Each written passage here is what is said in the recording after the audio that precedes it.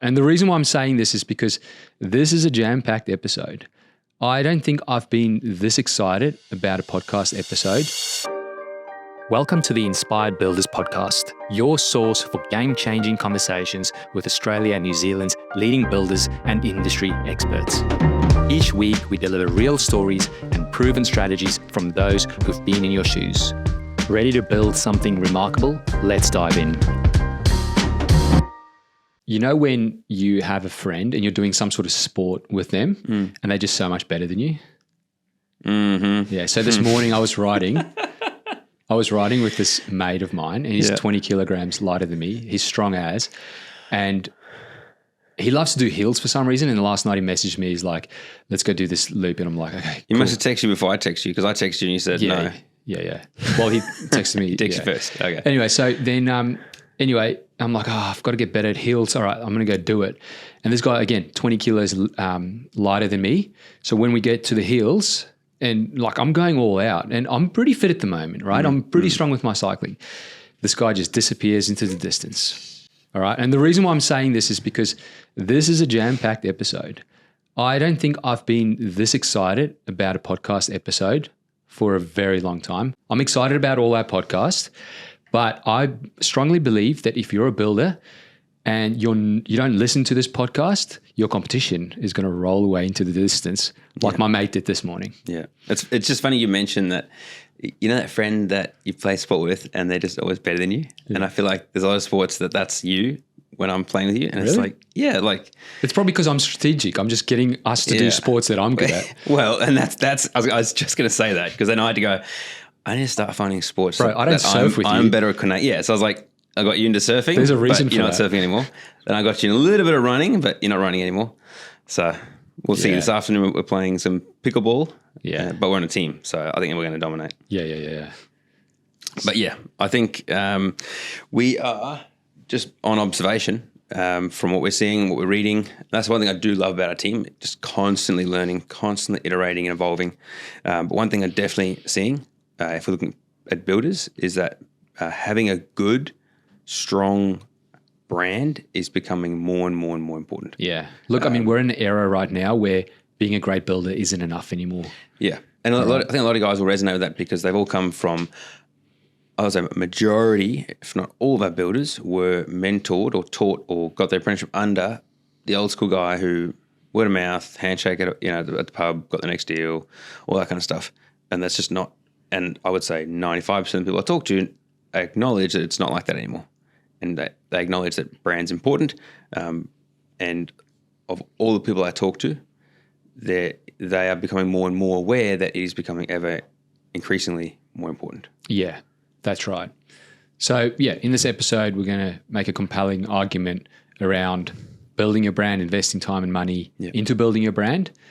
Okay, so we're not talking about short-term things right now. I know some builders, like their pipelines are full. Others are like a little bit more empty. Yep. You got to do what you've got to do to get that work. Even when that's not pipeline's full. Yeah, even if your pipeline's full. We're not talking about that stuff today. We're talking about building a solid brand. I mean, a great example is we had a client come to us the other day, a builder client saying that a client came to them, said, we've been watching you for 18 months. We love everything you do, everything you're about, everything that you build, and we're happy to wait 12 to 18 months. All right. You could probably elaborate on that story a little bit later on. Yeah. But I just wanted to. Sometimes I find it fun to try and figure out who you're talking about because the stories have become more and more common. It's then be like, who's that? Oh, I think I know who you're talking about. Yeah. So before we get into it, today we're going to break down exactly what we see in terms of successful builders and how they build their brands. We're going to show you some practical kind of things that you can put in place over time. We're going to talk about the mindset around building a brand, how everything is interconnected, and also talk in terms of like brand building activities that are in isolation. Okay, so at the moment that might sound a little bit vague and everything else like that, but you just want to stick around. This is going to be a very unique episode. And this is all based off? Everything we're seeing. Everything we're seeing, talking to all our builders. Talking to like different like partners of ours. Yep. specialists out there helping builders. Yeah. You know, like we talk to hundreds of builders, you know, and then there are others out there they'll talk to a different group of hundreds of builders because there are thousands of builders out there. So just there's a lot of data that then gets pulled together to bring to these podcasts and bring to this stuff. Yeah. And one thing I also just want to mention is like, this isn't just for established builders out there, right? This is for your builders that are just starting out now. Yeah. Right all the way through to those established builders. Should we just start with some practical kind of things that builders can do to start building their brand? Yeah. Do you want to maybe kick that one off? There's a lot of things in my mind, so maybe just give me a little bit of a pathway to take. Well, we've got a big list that we've got here. Let's maybe start with, I guess, like showcasing your work. Yep. So obviously that, from our perspective, we're big on that, helping our guys showcase their work. That is something that you need to be continually doing. A lot of our builders, or a lot of builders I talk to, sometimes get hung up with, I'm going to wait for the perfect project. And so often I'll talk to someone and they have just won this amazing project and they say, I can't wait to showcase this. We're going to do epic story on at the end. And then coming towards the end. In 2 years' time. Yeah, you know, like it's 12 months, 18 months, 2 years down the track because, you know, of design phase or whatever. It was a big build. Come the end of it, they're busy quoting or they've locked in or they've started the next big project, which is bigger and better. And so this one that they've just finished is actually like, you know, and 18 months to spend, 2 years to spend on a project, you can sometimes get that fatigue. So you just like, I just want to finish it. It was, you know, it's an awesome accomplishment, but it's nothing like this exciting new build. And so what happens is then you get this lag of like, well, what are you showing people? You need to be showing people continuously what you're doing. And that's where so often when we do come in and tell their stories, it often can remind our builders, wow, that was an amazing story. That was a big accomplishment. Not because of the material we used, not because it was so architectural. That is obviously, that's a good thing, but because of the impact you've had on that person. Yeah. And that, I harp on about this I know I harp on about this a lot, but it is that will differentiate you from the next person. So I was just going to ask you, I'm like, okay, so for builders listening to this, we're saying like you got to showcase your work. Mm-hmm. Don't wait for that perfect project to showcase your work. Yeah. Just keep showcasing your work along the way. Yeah. Otherwise, you just never do it. Yeah. I'm just backing up what you've said before. Yeah. I've seen some of our clients in the past, like just never even just creating photos of their projects and stuff because they always have the next best one in the pipeline, and then that just keeps going. Or a classic one is we're waiting for landscaping, and the clients can do landscaping. Yeah. But one client where it's like 2 years later, and the clients still haven't done landscaping, so they still haven't had it. There's ways around it, right? Oh, so many just ways. Problem solve it. Like you've got to showcase your projects. Yeah. Why? Reach out to us. Why? We'll problem solve for you. Why? So I'm a builder listening to this podcast right now. These two guys are talking to me about why capture it. Yeah, why showcase your work? Because it's showing that your audience, your market, your community, your network. What you do. You do. And that you are active. Yeah. That people are trusting you and doing work with you right now. Yeah. You are successful. You are who you say you are. Yeah. Show, don't tell. Yeah. That's huge. Another big one I would say would be engaging with your community and leaning into your community, being a part of your community, your tribe, your network. So what's an example of that? There are so many. Well, one would be, are you a part of some local group? For some people, it's a sport club. For some people, it's a surf lifesaving club. For some people, it's being part of Rotary or a BNI group or coaching little leagues or their school. They're very active in their kids' sport, their kids' schools, events. I've got some stories that will come up later. We've got a list of stories that highlight some of the stuff. It's inviting your community to something. That's a lot of people overlook that. You can go out there looking for an event, but you can also create an event. You can create something to invite people to. That's good. Guys, I'm just going to interject here. What is a brand? For those that are out there thinking like, what is actually a brand? Yeah, That's a good question. Yeah, look, I mean, I've heard this a few times. People say it's like brand is what people say about you when you're not in the room. It's yeah. It's a tough one because for me it's almost like that feeling. I know that's what's been said. Like people say, like it's what people say about you when you're not in the room. But for me, it's that feeling you get about a company that you just can't explain. So explain to us your favorite bike brand at the moment, about the brand and how it makes you feel. Oh, that's a tough one. But like, why would you choose MAP? Cycling gear. Well, it's different. It's How? What does it mean to you? Like, why do you get that and not go and buy well, it the from funny Aldi? thing is I used to get it, but the quality is pretty bad. Okay. So that's why I think we came up with the first one is like showcase your work. Yeah. Because quality obviously is very important. We're assuming that quality, that Yeah. all those listening to Again, this are quality's got delivering to quality. be a prerequisite in your business. Yeah. Quality's not going to differentiate you. No, because the next guy says I do quality. Yeah. And this is something that I've heard again and again and again, and we've seen it. Your level of quality is not going. Your prospective client cannot appreciate that level. Like you say you put in X amount of energy. If this is a equation, and the level of quality is 100, the client can only probably appreciate. I'm just sucking this from my thumb. 40 to 50%. They're not going to appreciate the craftsmanship that went into executing that. They're not going to appreciate the amount of times that you had to reschedule things because of weather, because of a trade that had to turn up late. They won't or something appreciate it supply. and they won't care. Like, who cares? Yeah, and that's not, to a degree, that's not, they're paying you, they're choosing you because they want to arrive at the outcome. They want to enjoy the journey and then arrive at that outcome. Yeah. And again, like just going back to this whole what brand is and the feeling, it's hard for me to explain this thing, but you know when you get like you find out about like some sort of new brand, some sort of new product or whatever that you're into, and you just get this feeling. Yeah. You're like, man, this thing is cool. And you just can't even explain it. But just sorry, I cut you off there. That's right. To build on that, I want to make I like what Andre asked there is what is brand, because you say that and it's like, oh, cool, that sounds a bit wishy-washy. Practically, I put together a little list. I know you took my list and played with it, but I'm going to go off my list because it's just my brain's there. This is very practically what you need to be aware of when it comes to creating a consistent brand, and that's very, very important.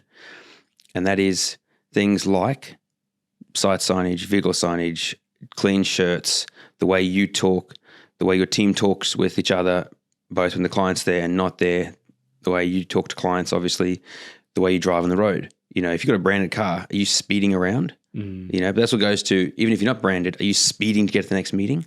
Because that's going to affect things. Documentation, does it look professional? Is it consistent with what people are seeing with you online? Is your document, I've met with clients and it's amazing, they talk professionally, clean shirt, online presence looks great. They send me a documentation and it's like, I'm sorry, has this not been updated since 1990? Yeah. Like, how many fonts are you using from Word Art? How are you, like, what is this? Yeah, and I've got another good example. Like this mate I was riding with this morning, like he went down this route of like building like his family home. Yeah. And he was saying to me this morning that like, because I was just talking to him about like some of the problems that we see in terms of the building industry and so on. And then he goes to me, he's like, Corner, if builders literally just call or follow up on the quotes that they send. Oh my goodness. He goes, I'm like, what do you mean? I'm like, don't they just do that? Like, isn't that just like a normal thing? You put in so much work into a quote. He's like, yeah, because he got some quotes and the builders never followed up with him. Yeah. And not just that, when him and his wife like try to reach out to the builders that have already quoted, they struggle to get in touch with them. Yeah, I'm glad you raised this. Like, and he said on the front end, and the reason why I'm bringing this up is because what you just said there. He said to me on the front end, their marketing and all that stuff looked amazing. So it looked like they were a good company. And that's why we're starting off with a lot of these things. And they probably are a great company, but that's where I would say they're inconsistent. The branding becomes inconsistent. And that was my next point, which is communication. So what does their communication look like?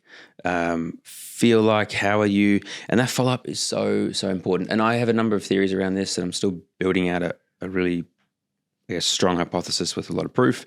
But currently it's sitting at the builder put so much work into it, and then it's like, oh, I'm going to just give it to them. It's done. It's like that assignment that you left too late, and you're like, whatever, I'm at 11:59, I'm going to submit it. Yeah.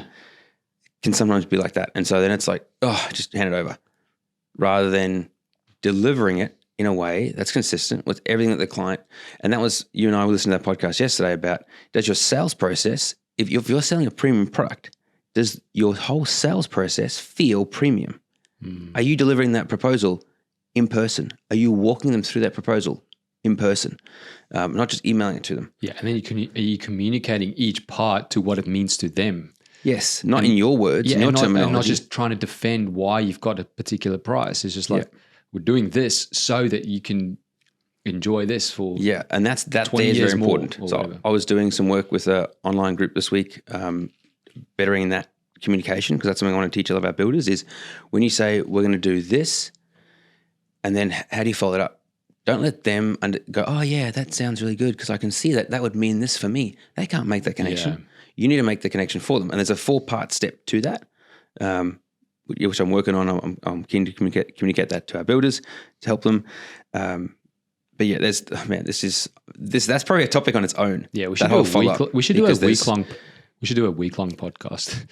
Yeah, let's actually do it on follow-up. We'll come back to that. Anyways, but then it comes in like speed to response. You know, are you quick to respond? Your process, is it nice and clean, professional, consistent? How other people talk about you, which is kind of what you were saying when you're not around. The way your clients describe you, your online digital presence, which is a whole other area in its own. Let's just zoom in on that for a little bit. All right, so let's unpack that. Digital presence, there's so many different things you can do, right? Now, obviously, we're in this space. This is where we help our clients and all that. But I'm going to name a few, and some of these things we don't even help our clients with, all right? So these are things that I believe builders should be doing, and there's probably way more.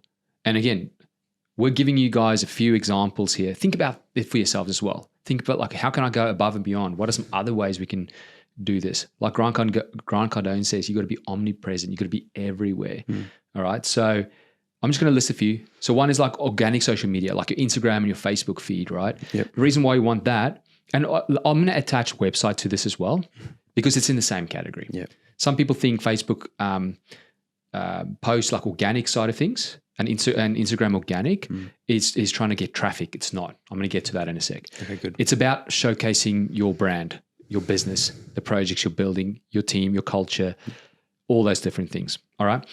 The reason why you want that in place, or like your organic and also your website, is because if someone finds out about you, doesn't matter how, referral, ad, whatever, it doesn't matter, they're going to go check you out.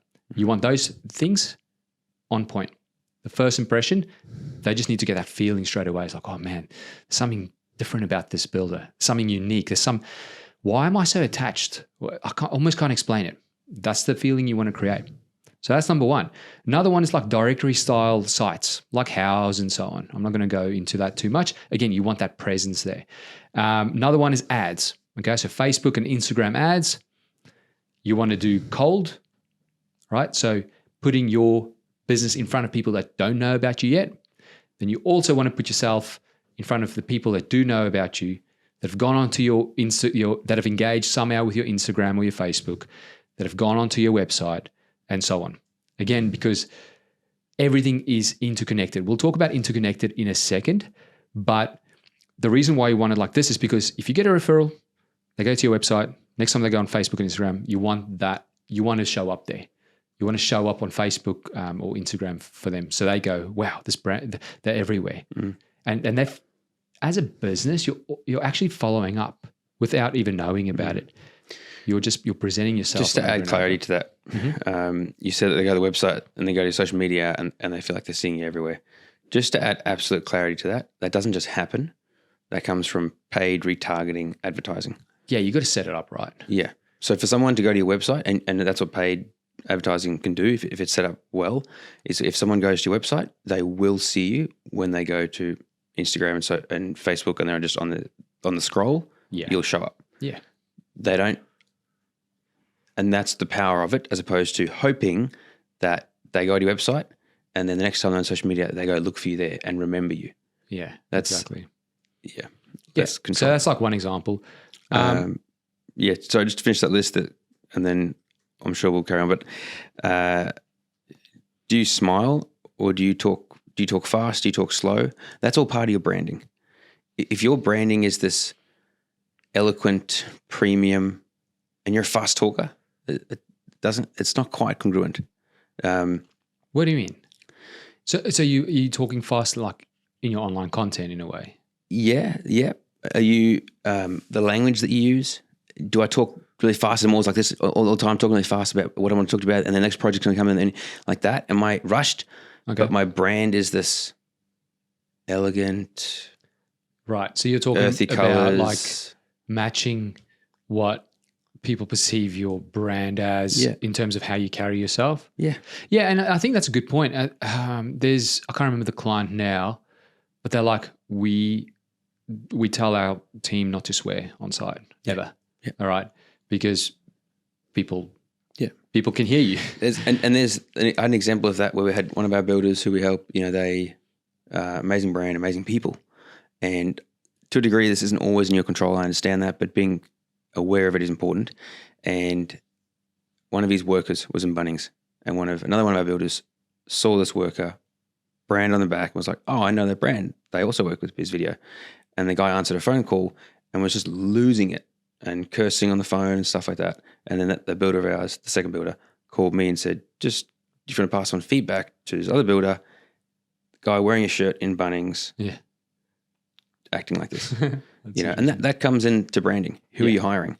And what is the expectation you set on company culture? 100%. And it is at the end of the day, it's your responsibility in terms of your team. That's huge. It's kind of like, it also reminds me in terms of like, again, another activity you can do in terms of branding that people don't think about is network building. Mm-hmm. Huge.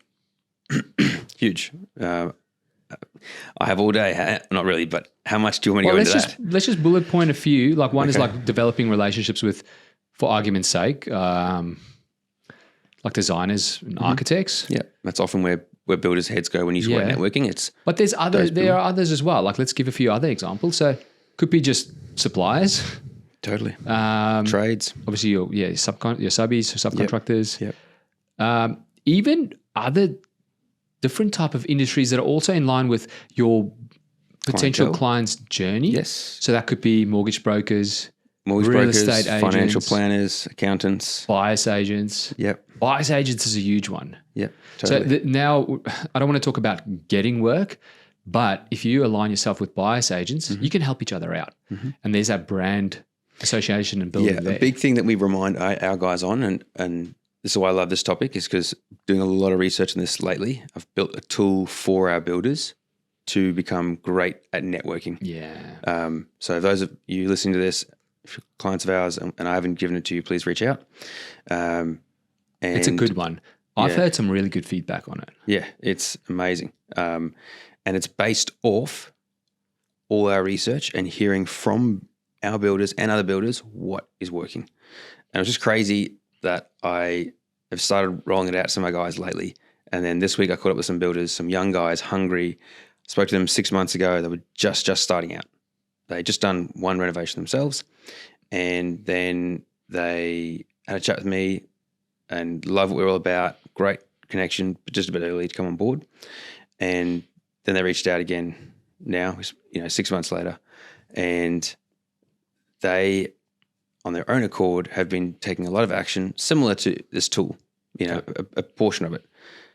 And they're seeing amazing results. And it was just like, damn, how crazy is that? There's the proof, Yeah, cool. And that's what it's built off. Yeah. But the networking, the frame of mind to go into networking with is what can I give and how can I build relationships? Yeah, and you got to think long term. Again, most people, builders, what's the trigger for them to go, I've got to do networking? I need a job right now. I need to fill the button now. Yeah. So that might be the case. But I love what you just said there in terms of how do you go in? What's your frame? What's your frame of mind? And you've got to go in with a long-term approach. You're like, I'm building a relationship here. A relationship that could potentially pay off years and years and years. Yeah. Yep. And that's brand. Totally. That's all nothing brand. else but brand. Yeah. If you're meeting someone for the first time and they get a real sense of, oh, this guy's nice and he's interested in me, that's going to create a way more positive interaction with you because you are your brand. It's pretty connected, especially if you're wearing a branded shirt and you're in a business environment. Then if you're like, hey, oh, what do you do? Oh, yeah, cool. Do you have any jobs? Do you know anyone who's got a job? It's like, oh, yuck, man. Yeah, that's, and not necessarily only in a business environment. Yeah. That's obviously the initial thoughts, but yeah, I don't know. Like, there's a list of stories here where it's business and personal. Just before we get into the stories, there's a few other things we need to go into. One is, I know we've touched on like digital presence, but I'm just going to talk about marketing and communication a little bit. So like one area is like develop email nurturing kind of campaigns. Yeah. This one is a cool one because instead of trying to sell in those emails, you want to think in terms of how can I provide value. Instead, actually frame your mind like this. What type of content or email should I be writing to plant seeds right now and nurture this particular prospect so I can build for them in 5 years' time? That change it from this needy style like emails to those of value. And chances are it's actually going to bring people forward even more. But you got to think in terms of brand there. Totally. Another one's like create long form educational like content, i.e. a podcast like this or videos, long form, okay? Because you want to, every minute someone spends with your brand builds your brand in their mind as well. And builds the relationship that they perceive they have with you. Yeah. Another one's like produce video content showcasing your work. I know we were talking about showcasing your projects before. We just did that as a blanket, so photos, videos, all that, but that's a huge one. And then I think another really important one to build your brand is produce video stories showcasing projects, especially around client stories. That'll also build your brand because the people that you select, the people that you actually help and service represent future potential clients, i.e. it could be young families or professionals or whatever. They brand associate themselves almost. They put themselves in a stereotype or a type of person, and then they associate your brand with that. They want to be like those people in a way. So your clients are almost like influencers in a way. That's a great way to look at it. And not kind of, it is, because that'll influence. Yeah. And that, to a degree, that's your goal with your marketing and online presence is to influence the right person's decision. Absolutely. Yeah. I think a big problem that I see with a lot of businesses is though, they look at this big list of things that we've just mentioned here. They see all these activities and then they look at it in isolation. So they go, I'm going to test these things and then I'm going to review how they've worked. If they failed, I'm going to cut them. Yeah. Okay. So for example, I'm going to try site signage for 3 months. And then I'm going to see did it get me any jobs?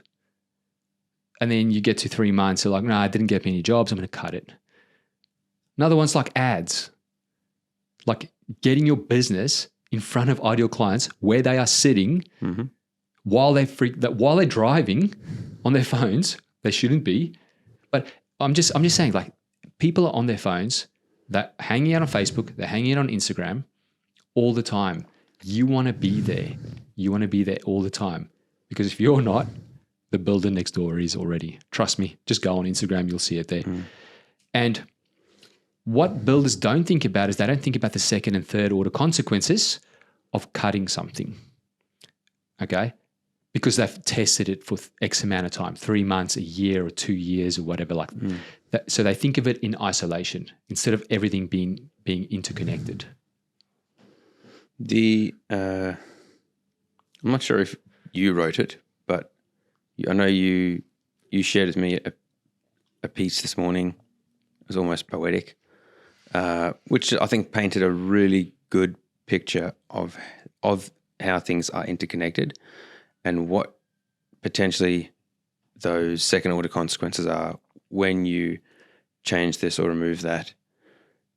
and it's busy growing. Yeah. It's busy doing its work in the background. Mm. I mean, an example of this would builders that are more the builders I talk to that are more aware and more attuned, and maybe to asking the right kind of questions or fact finding. An inquiry comes through, and it was like, "How'd you find out about us?" Google. Okay. And then like a few months go on, maybe the contract or thing has started, and they're just always aware of, marketing. It's consistent. And then somewhere it comes up, it's like, "Oh yeah, we were seeing you guys everywhere, all over. We saw your site signage, and we saw you, you were on our socials all the time. We loved your content, and then you were just everywhere." Yeah. And then we Googled you and clicked and reached out. Yeah. It was like, hang on a sec. But so you saw us around, then you Googled, or you Googled us, then you started seeing us? And it's like, at the end of the day, they mentioned all those things. The outcome was they reached out to you. Yeah. And they're probably going to forget about things where they didn't see you. Oh, yeah. Right. And like the white ball thing, like Esther talks about, where it's like you can have a white ball on your shelf and it can be there for ever, and you forget about it. It's there. But the day someone removes it, it's like, hang on a sec, there's that story that you mentioned to me yesterday. I forgot about that one. All right. So we had a client a few years back. Yeah. We were helping them for at least 3 years. And no, this was in the beginning. So we were helping them for like 3 years. And then he's like, "Oh, I want to try something different." Yeah. So he stopped. Yeah. And we were helping him with like his stories and his ads and everything else like that. Do you want to continue? Yeah, and he's the story? like, everything's going well, but I just want to try something different. Yeah. He was getting a bit like, he just wanted to try something different. Like completely. Yeah. Anyway, so we thought, okay, sure. And I think you even said to him, we'll see you soon. He's like, "Yeah, I know. I'll come back pretty soon." All right, cool, man. And then there was another builder in his same geographical area that I have been conversing with here and there. And yeah, as soon as he stopped running ads, this other guy reached out, or I was in conversation with him pretty soon after, and he was like, "Oh, is everything all right with so-and-so? Is he still operating? Is he still good? Business? I don't see him around." Yeah. And we've heard that from other guys that, as soon as they turn things off, maybe because the pipeline's full and they think, "Oh, I can save a bit of my profit with marketing if I cut it out because my pipeline's full." And then it's all good for a little while, and then all of a sudden, I know one guy in particular, his words were, "Yeah, I started going into meetings and I stopped hearing, 'Oh yeah, we saw you yesterday. Oh yeah, we saw that thing the other day,' or that stopped coming up in conversation." So he noticed he started to lose that confidence that when he talked to someone that they knew all about him, they've been seeing him everywhere, they weren't mentioning that anymore. Yeah. And I bet you those people in that meeting didn't go, "Well, we're having this meeting because of the ad." Yeah. It was just there in the background. Do you want me to read this thing I wrote? Yeah, but maybe I'm going to use like the Coke analogy. We save a flatter, because I feel like it touches kind of what you said there. They don't really see the ad and go, "Oh yeah, you're my builder," and that one time we're done. I think the Coca-Cola one is just the concept relevant because it's something that people know. Yeah. So the reason why, and I feel like, I'm not sure if you raised it or one of our clients raised it with us, just using the Coke as an analogy, where it wasn't like I saw that bus ad and now I drink Coke. Coca-Cola is a massive company. They're one of the biggest spenders on marketing, brand presence, all that sort of stuff. They still have reps who have to go and door knock and work hard and nurture relationships to get the product into cafes, into restaurants, and that's where you are buying it. Yeah, and also them having that strong brand makes it easier for the reps to actually get it in, because they go, "Yeah, do you want?" But the brand, Coca-Cola? the rep still has to go there and do the work. Yeah, and then think about when we've talked about this before. Your clients want you to show up when they want you. What that means in this analogy would be when you go to the restaurant and you feel like a Coke, you want that restaurant to have Coke. And often I'll be like, "Yeah, I'll have a Coke." Like, "Oh, we have Pepsi." It's like, that happened yesterday. Yeah, I'm not in that scenario, I'm not too fussy. But if I had to choose, I would choose Coke. Yeah. Yeah, exactly. So There's more to that analogy, but I'll leave it there. yeah, I mean, I guess just to like Clarify. summarize your analogy, Coca-Cola spend so much, and they have over the years, And they to don't build stop. to build their brand, and they don't stop. They don't stop when their pipeline is full. Yeah. When they're shifting so much product, they probably double down. Yeah. I would and they imagine. don't stop now that they're a bigger brand than, I would say, don't quote if I'm wrong, Yeah. but I feel like I watched a doco a little while back, and Coke is bigger than Pepsi. Right. Yeah, I would do imagine. more I don't know too units much about sale, it. okay. We should have probably done some research on this. yeah, But probably. again, there's no denying it. Everyone knows Coca-Cola. Yep. The reason why you know it is because they've spent a lot in building their brands in all different areas. All right. Okay, so do you want me to read you what I've written? Yeah. Yeah, I'm still busy with it. It's a little bit of a draft. Oh, okay. I'm just creating it. So you did write it. Yeah, it's just like my creative side coming out a bit. Ooh. So again, it's a draft. It's first version. Right. So here we go. Think of branding. Here we go. Think of brand building like planting and nurturing a garden. Every element works together in an ecosystem. Your social media is like your flowering plants that catch attention and draw people in. Your website is like your sturdy trees, providing shade and structure. Your referrals are like seeds being carried by the wind. Your paid advertising is like the water and nutrients feeding the soil. And at the heart of it all, your business story, video, and case study videos. They're like the rich soil itself. Everything grows from your authentic story. These videos feed every other channel, social media, shares snippets. Your website embeds the full versions.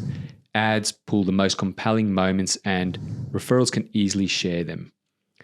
They give substance to your digital presence. Now imagine someone tells you, well, these flowers aren't directly producing any fruit, so let's pull them out. But what they don't see is that those flowers are attracting the bees that pollinate your fruit trees. Pull out the flowers and suddenly your whole garden produces less. Let me paint you a picture of how this actually works. A potential client might first hear about you through a referral. That's the seed. They immediately watch your business story video to understand your values. Then they check out your Instagram, watch some project case studies to see your work in action.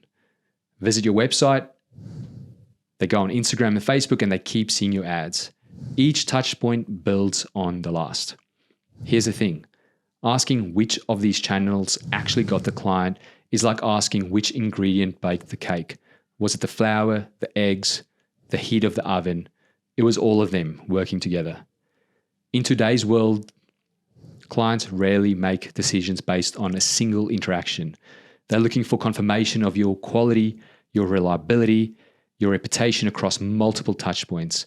Your video content provides that emotional connection that ties it all together. Each piece of your brand presence validates and amplifies the others. Remember this, you're not adding your presence with each channel, you're multiplying its effect. And your videos, they provide the authentic foundation that everything else builds upon. Whoa. That's good. It's something that I've got to remind myself of because sometimes I go, oh, well, we're too busy. Like we can't get back to everyone that's like inquiring with us and everything. And I'm like, oh, let's just put ad spend lower, for example. The thing about it is a lot of these things, it doesn't work like from day to day, like in day compartments. Yeah. I don't know if I'm like communicating this well. The No, I think ads that you're showing right now Yeah. are the ones that we're going to be the people that will be inquiring with us months from now, years from now. That's it. And I was it last week or the week before? And there's a builder I've been talking to for ages, and he'll often text me and say, "Hey, thank you so much. This podcast was just perfect today. This is what I needed. I'm on my way to this job or this prospective client." And it's like, imagine if we thought, "Oh, we're busy, we're sweet, we got all we need. Let's stop creating this content. Yeah. Let's stop sharing and educating. Let's stop." Like that's one side of it. That there'd be a negative outcome. Exactly. doing these podcasts like take us so much time. It's a huge investment. But again, it's all interconnected.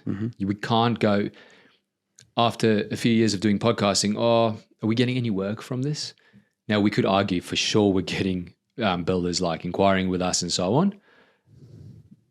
But the thing is, it is all working together. Yeah. Like for one, I mean, one thing I've definitely noticed being on the front end is it's changing the conversations that I have with builders. Yeah. They are more informed Yeah. about marketing, about how we operate, how we help our clients. It makes the conversation a whole lot easier. We're diving into details that would usually come up in a second or third kind of conversation. Exactly.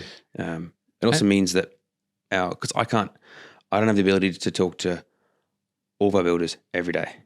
And there's so many ideas I'm hearing from this builder and I want to share it with that builder. I think everyone would benefit from that. And that's part of the ecosystem that we're building and our community that we're building, sharing that knowledge. Rising tide lifts all boats.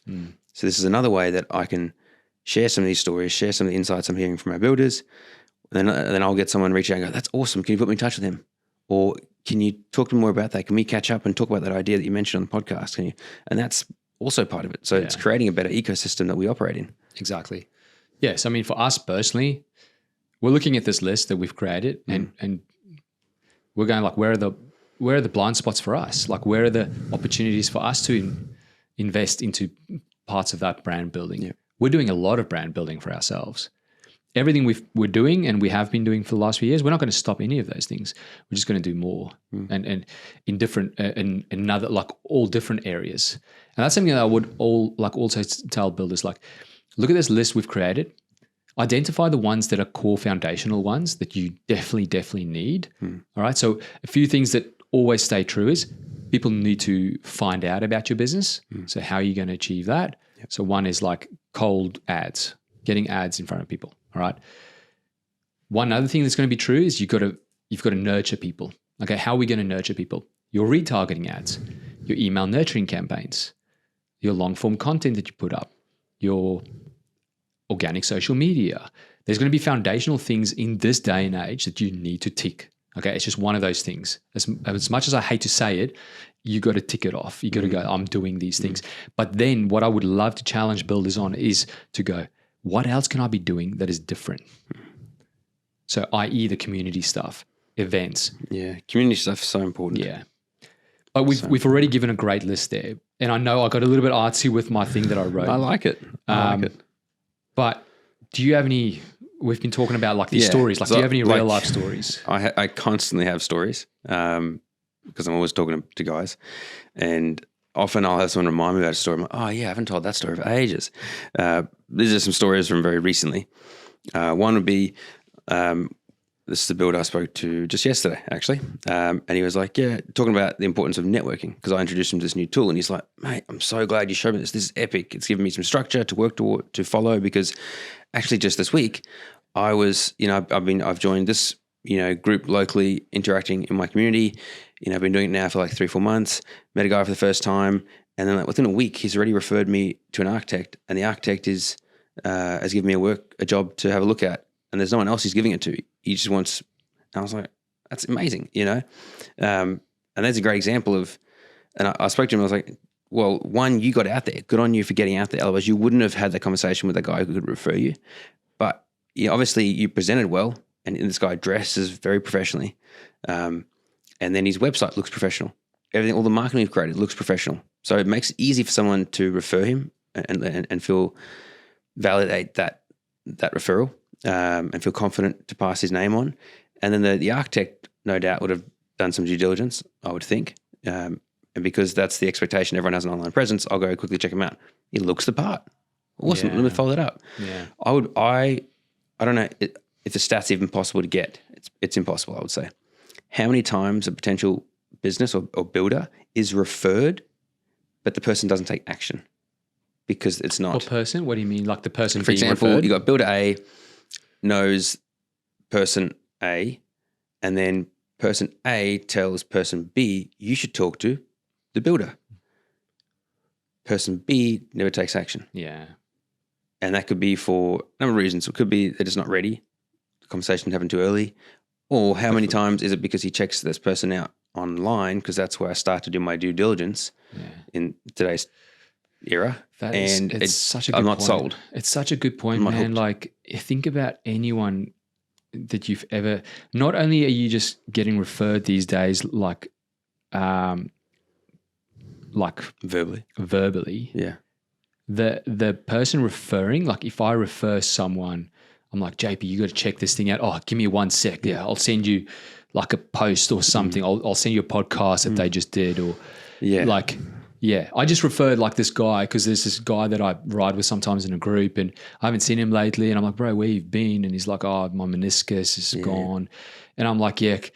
Every time I ride with him, I'm like, I could have told you that, like just riding behind you because your feet go like this. Oof. And I'm like, so then I got a bike fit like earlier this year with this amazing bike fitter, and he fixed me up just by doing a few tweaks. So instead of me just going to this guy, Ollie, hey, do you want to, you should check out this bike fit guy, Neil in Sunshine Coast. Like, I'm like, no, I'm going to send him like some of the videos that he's done, like long form videos. Yeah. Solving because some of these those problems. assets are there to help with that referral. Yeah. Totally. And like also look at collaboration. Because it made me look better as well. Yeah. Because I'm okay, well, I'm going to send this person someone, and I don't have to sell Ollie on this thing. You don't have to do the selling. It's the person's content helps with the selling. Also look at collaboration as referral. Like, let's say, going back to that same scenario, you've got a builder and a person. Imagine if the person refers the builder and then he checks him out and he's like, oh, yeah, it looks kind of nice. And then starts to see, oh, you know what? He actually uses this product on his last build, or he's with this architect or this interior designer, and your marketing is communicating that collaboration. This person might already know those brands, already like those brands. Therefore, like, I would also see that as part of referral. It's a hard one to explain, but that it's all interconnected. Yeah. Other stories would be another one of our builders down the coast was talking about, they went to again, talking about local community engagement, went to a school event for fathers and was just chatting with a bunch of people and just spoke to a guy that he'd never met before. Turns out this person is looking for a builder, has plans, has a builder but doesn't like him at all, wants to move on, and the chat has, because things are so ready, it's moved along pretty quick. But then again, are you ready for the opportunity? This builder is. Systems, processes, ready, can take action straight away. Turns out the wives of the builder and the wife of this prospective client already know each other, which was like crazy. But there's an example of, you had to be out there to make the most of that opportunity. Yeah. That's not, you could say that's luck, but had the builder not gone to that event, he wouldn't have met this guy, and that guy would have potentially gone ahead with the builder he didn't like, or gone and found someone else. To score a goal, you got to be on the field. Exactly. Yeah. Exactly. Any other stories? Yep. I mentioned the story of those two young builders that went hard and networking, went after designers and architects, and have signed up a project. This is like in like 5 months they've been able to achieve this. And it's not easy. It's hard work, but they were willing to put it in. Signed a contract. I got 4 more good looking projects with designers and architects that they have built really good relationships with now. Good vibe, good connection, and good looking projects that are looking promising, which would give them, they said, 12 to 18 months worth of work. Awesome. So that's, another example would be, I mean, you do have the builder every now and again, what happens often, but where they'll say to us that they had a client or prospective client come to them and say, I watched your video, I want to build with you. Oh, it's happened more times than I can count. Yeah. Which was not our intention. It was always like, your stories to build trust and all the research we've done and that's a very direct impact, which is amazing. Unicorn, even though it happens pretty often. Yeah. Not everyone who comes to you is going to communicate that clearly. Yeah. Down the track, we've had clients where down the track, a prospect has said to them, we had one where one of our builders signed a contract, and when they were, I can't remember if they were cheersing having signed the contract with champagne with the client, or they were cheersing having handed over the project at the end.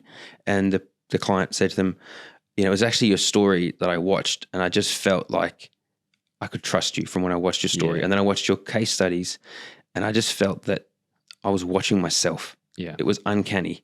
And I was like, this is the person we need to go with, but they didn't communicate that till the end. Exactly. So, And that's good branding, like what Andre said off camera. Like that is, yes, it's the story and the video that they were referring to there. Yeah. Because that's what the client remembered.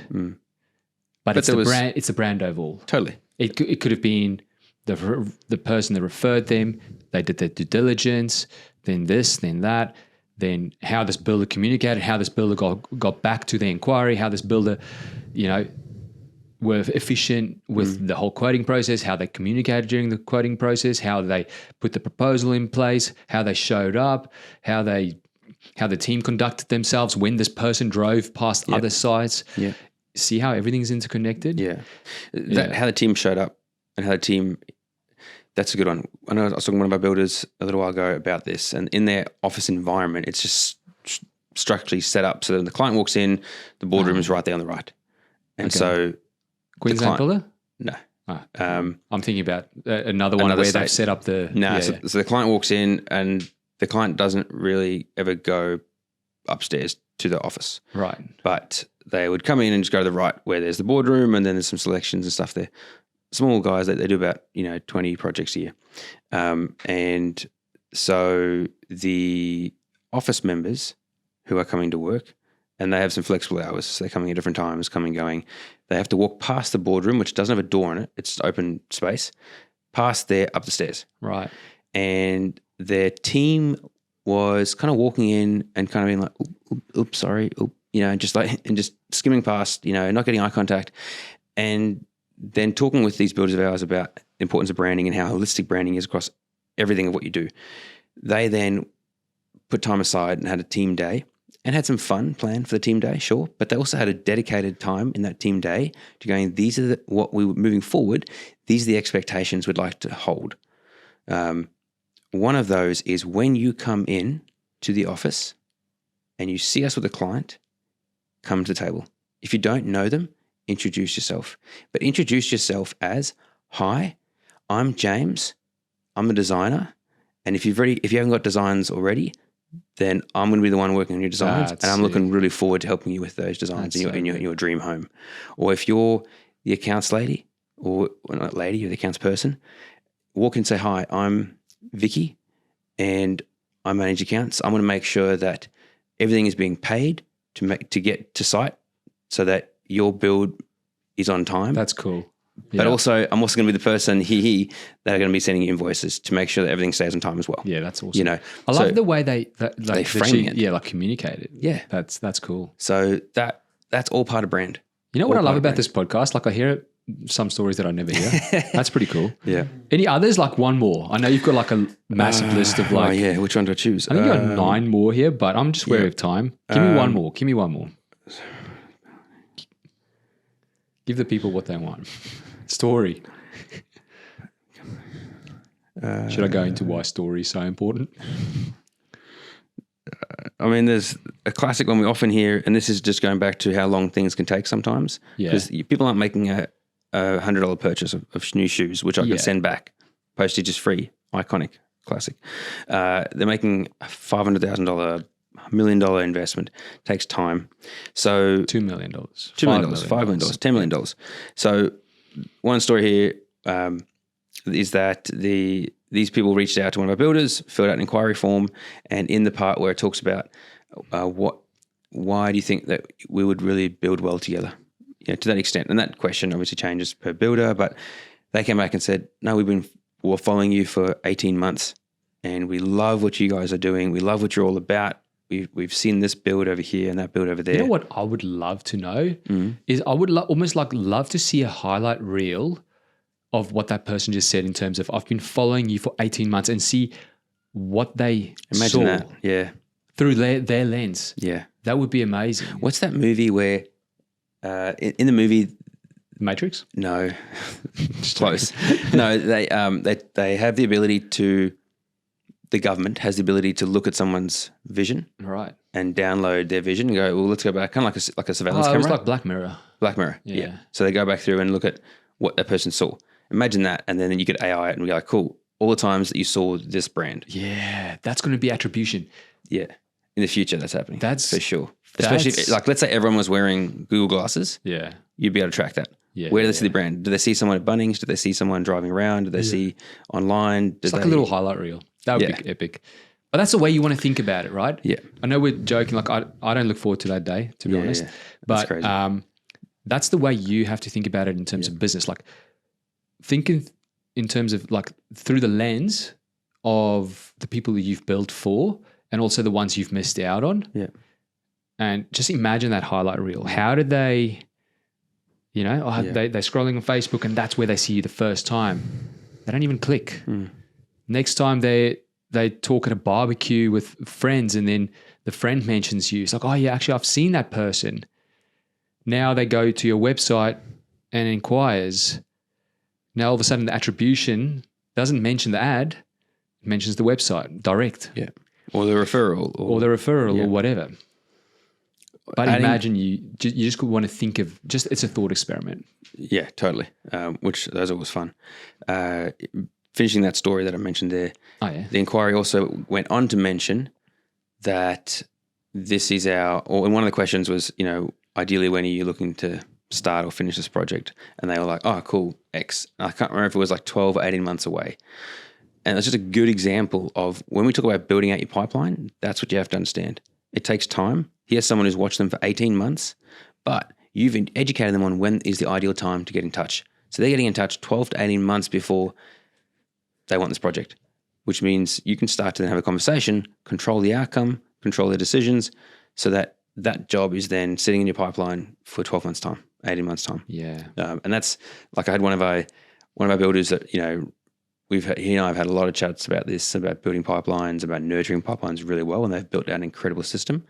He texted me this week saying, you got to come to our Christmas party. You just signed my second project for 2026. That's epic. And that's, and he's someone we've had lots of conversations about long-term nurturing. I think maybe he was the one even who we talked about the Coca-Cola example with. Yeah. Yes. And just that idea of, and there's a great example of the Because fruits he that comes needed- from someone who understands the branding and the big picture. And 100%. Yeah. Epic podcast, man. I mean, I was going to say, what are the key takeaways and what builders should go do? But we've given heaps of practical ideas on what maybe to go one do. thing before we sign off. Ah, yeah. Andre mentioned to me, I think you were concentrating on something else, minimal viable takeaway or minimal viable implementation that someone can do from this, because there's a lot in this podcast and very easily you could feel overwhelmed and be like, how am I supposed to how do I implement do all these of things? that? Yeah. I'm already run off my feet. That's not our intention either. We don't want to overwhelm you. So yeah, do you want to maybe say what that is? Oh, me? Okay. I was keen to hear your thoughts. This is going to sound a bit cheesy or you've heard us talk about this, but it comes back to vision. And What's that? Sorry? Vision. Vision, right. Yeah. Okay. So vision and branding. So what is your brand? Have you even spent time thinking about that? Because what if do you you're want not your clear brand on- to be? Yeah. How do you want people to interact and perceive you? Yeah. Who do you want? Who's that? Who are you most? Who is most important when you think about how do I want to be perceived? Ideal clients or people who could refer ideal clients. All of that. If you're not clear on that, you can't even begin to make the right decision. Yeah. And once you're clear on that, that has such a flow-on effect, and it takes less cognitive function. It's easier that way to spend time getting clear at the start, because then I know, actually, you know what?